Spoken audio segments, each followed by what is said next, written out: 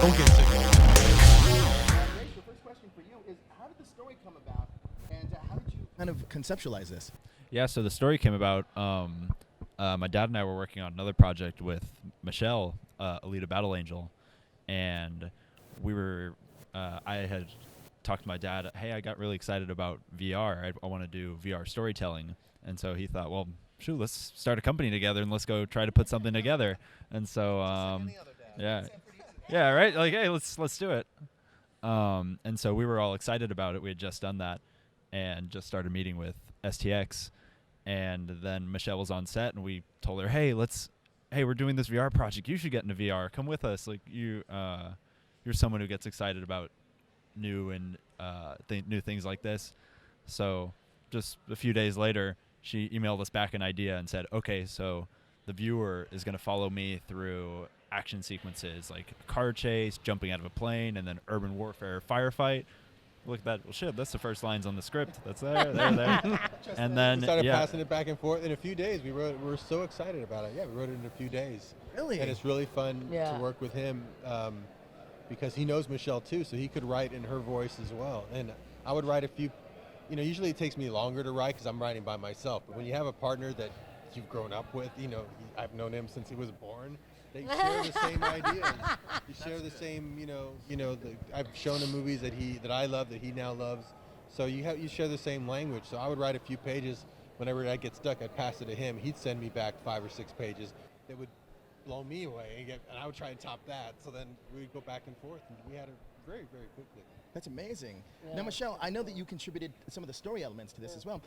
What were those? I don't want to say exactly because I don't want to give anything away, but what sequences did you kind of come up with and visualize for VR as well? It was 3 simple things. I thought of VR and the concept of it, of the immersive experience, and the beauty about being having your eyes taking you into an experience is the idea of an action film, and all the extremities that you could dive into with an action film. So I was like, what would be the most exciting thing that I could see? And I thought about that, and I'm like, whoa, well, jumping out of a plane was a life-changing experience for me. Why not include that? Gun battles, on the ground. Yeah, I do lots of training all the time. I get excited when I'm in gun battle. And, of course, car sequences, because, I come with a car. I probably came out of the womb in one. So She just came to my studio when I first met her. She goes, hey, is that your car out back? I said, yeah. Can I go out there and do some donuts? Yeah, go ahead. I thought she was joking. I love his studio. Hey, thanks, bro. It's the thing. Robert, I love watching a lot of your DVD kind of commentary, man, because it's like going to film school for a lot of folks. That don't actually go to film school. It's like you get to learn. So can you and Andy kind of talk to me about how building tension in the VR world kind of works different than standard filmmaking? Because tension is a big part of a big part of filmmaking, whether it be horror or drama or action. So talk to me about the difference between that and standard filmmaking. Here's the biggest thing. Looking at the VR landscape, we said, well, let's get into it. Let's look at it. When I met with them, I said, what are y'all trying to do?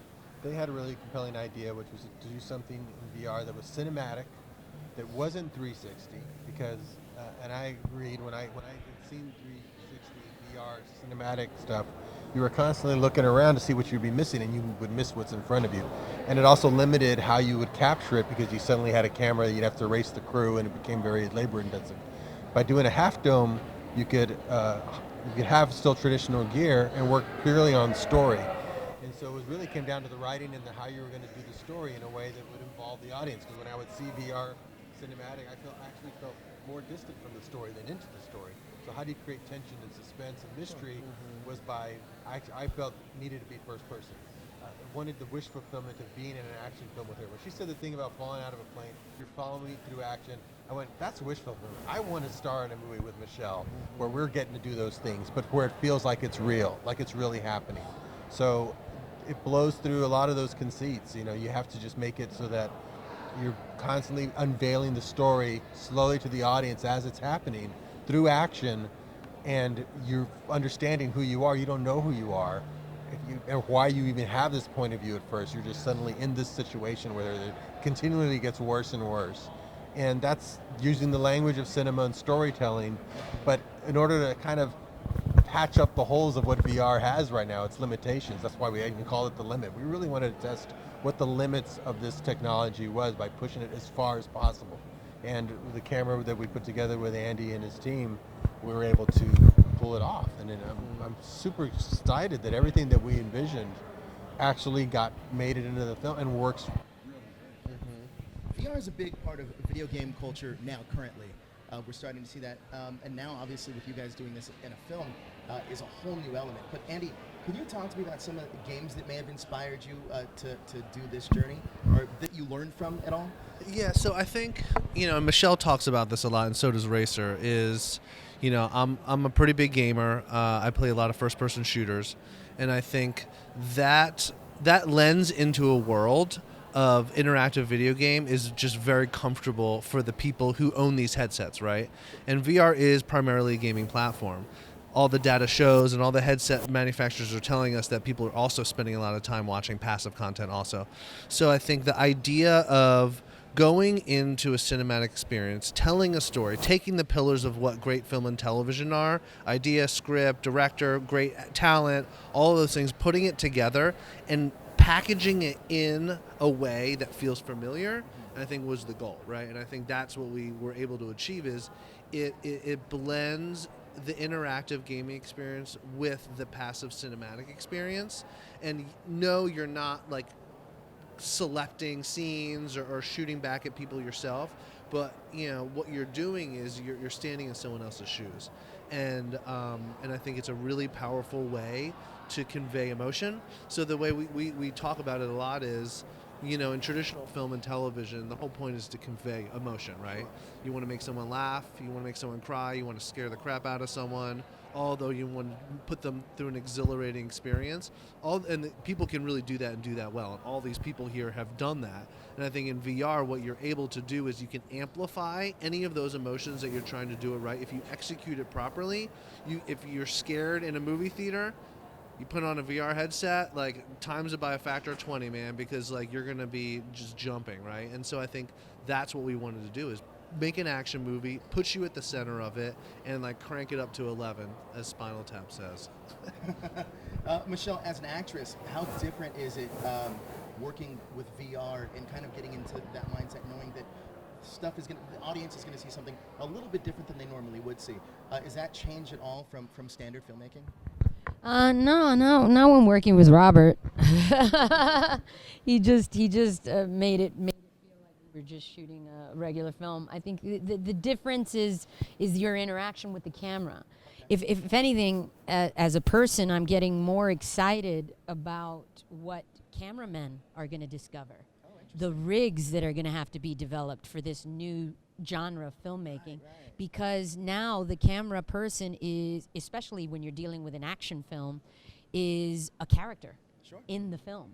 And so the camera movement is going to shift a lot. The rigs are going to shift a lot. The technology is going to shift a lot, and it's going to become, I think, smaller. Really? to appease this world. Right. And I'm more excited for the camera guys. I'm thinking that a lot of stunt guys are going to have to, put their camera helmets on and join the union. And yeah, it's a very physical thing. And I'm excited because, also when it comes to not only VR, but the VR immersive experience, not just the passive one, with that controller that I have in my hand, I might be able to zoom in. And so we could have two cameras at a time getting different perspectives. I press a button while I'm in there in this experience, and I can zoom in and get more in the face of what's happening. I mean, I see a whole entire world opening up. So this is definitely the evolution of filmmaking. Oh, this is gangster. It's like a whole other level. I just see potential everywhere. Everywhere I look, I'm like, potential. And there's stories you can tell only in VR. Like this one, you could make a movie about, the idea was let's make a character for Michelle that's really compelling. That you would want to go see this character that she's doing in movie and TV and anywhere, and the story as well. But we're going to tell it in a way that can only be told really in VR. To really take full advantage of this story, the way we're telling it, from the perspective that we're doing, works best in VR, not on the other platforms. So that's exciting when you're doing something that's custom made for the medium. then that's truly, exciting. In fact, having Racer's arms reaching in to be your arm when you needed an arm, this contortionist that he had to do with the cameraman, so that they could feel like you're actually in this person's body, is really exciting when you're breaking new ground like and that. your point of reference too. Sure. It's like you have a fisheye lens capturing everything because you're doing a 180. So getting that right. What is the eye line of this person that's next to me? All of that stuff is all new.